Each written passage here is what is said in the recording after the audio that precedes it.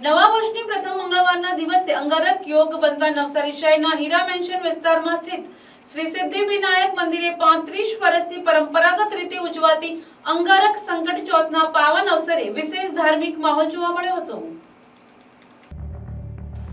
આ શુભ યોગના દિવસે નવસારી તેમજ આજુબાજુના ગામડાઓમાંથી મોટી સંખ્યામાં ગણેશ ભક્તો મંદિર ખાતે પહોંચી પ્રથમ અંગારક સંકટ ચોથના દર્શનનો લાભ લીધો હતો। અંગારક સંકટ ચોથ હિન્દુ ધર્મમાં વિશેષ મહત્વ ધરાવતી તિથિ ગણાય છે।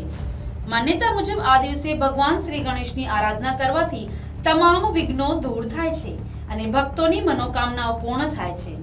આ શ્રદ્ધા અને વિશ્વાસ સાથે વહેલી સવારથી જ મંદિર પરિસરમાં ભક્તોની લાંબી લાઈનો જોવા મળી હતી। મંદિર ટ્રસ્ટ દ્વારા વ્યવસ્થિત દર્શન વ્યવસ્થા, સ્વચ્છતા અને સુરક્ષાની ખાસ કાળજી લેવામાં આવી હતી।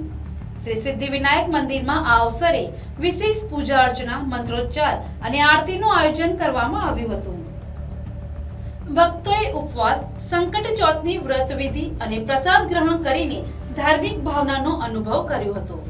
સમગ્ર દિવસ દરમિયાન ગણપતિ બાપ્પા મોર્યાના જય ઘોષથી મંદિર પરિસર ગુંજતું રહ્યું હતું।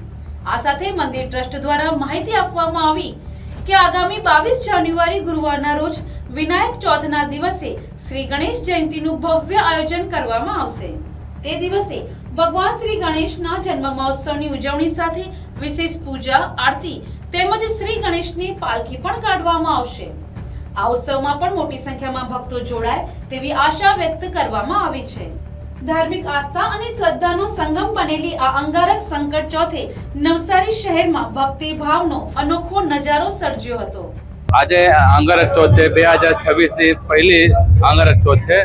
આજે આખા દિવસમાં 5000 થી ઉપર ભક્તો દર્શન કરવા માટે આવશે અને ભક્તોની ગણપતિ દાદા મનોકામના પૂરી કરશે।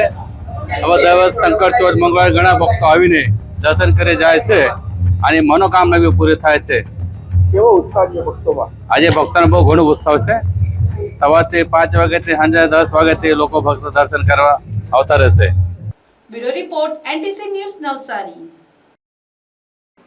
નવસારી મહાનગરપાલિકાના સોલિડ વેસ્ટ મેનેજમેન્ટ વિભાગ દ્વારા પર્યાવરણ અનુકૂળ અને ટકાઉ પહેલ શરૂ કરી રહી છે, જેનો ઉદ્દેશ ધાર્મિક સ્થળો એકત્રિત થતા ફૂલોના કચરાને ઉપયોગી ઉત્પાદનોમાં રૂપાંતરિત કરવાનો છે।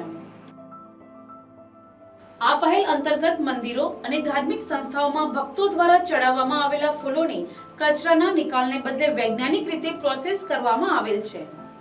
આ પ્રક્રિયા દ્વારા આ ફૂલોમાંથી ધૂપ, અગરબત્તી જેવા ઉપયોગી ઉત્પાદનો તૈયાર કરવામાં આવે છે। આથી નાગરિકોના ધાર્મિક અંગત વિશ્વાસનું સન્માન કરતા પર્યાવરણીય ટકાઉપણું પણ સુનિશ્ચિત થશે। 2 જાન્યુઆરી 2026 થી મહાનગરપાલિકાના મુખ્ય કચેરી ખાતે રિસાયકલ પ્રક્રિયામાંથી તૈયાર થયેલી અગરબત્તીઓનું વેચાણ પણ શરૂ કરવામાં આવ્યું છે। આ ઉત્પાદનોની માંગ વધારવા અને નાગરિકોની સહભાગિતા પ્રોત્સાહિત કરવા માટે તેમજ આ પહેલની જાણ કરવા માટે મહાનગરપાલિકા દ્વારા જાહેર જનતા સુધી પહોંચવાનો પ્રયાસ કરવામાં આવી રહ્યો છે।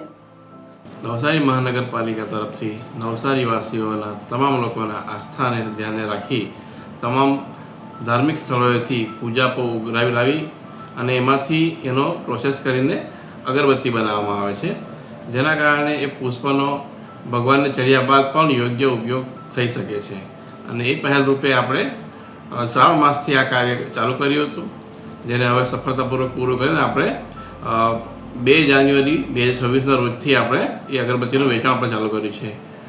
આખા શહેરમાંથી આશરે લગભગ 700-750 કિલો જેટલો ફૂલો અને પુષ્પોને રોજે એકત્ર કરવામાં આવે છે, એને પ્રોસેસ કરવામાં આવે છે અને એમાંથી પછી અગરબત્તી બનાવવામાં આવે છે।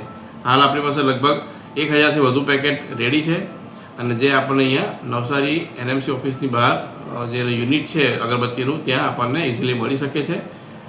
તો મારી સૌ નવસારીવાસીઓને અપીલ છે કે આ અગરબત્તી આપણે અહીંથી અવશ્ય ખરીદો અને આ રીતના આપણને પર્યાવરણને પણ સુરક્ષિત રાખવામાં મદદ કરો। Thank you. Bureau report NTC news Navsari.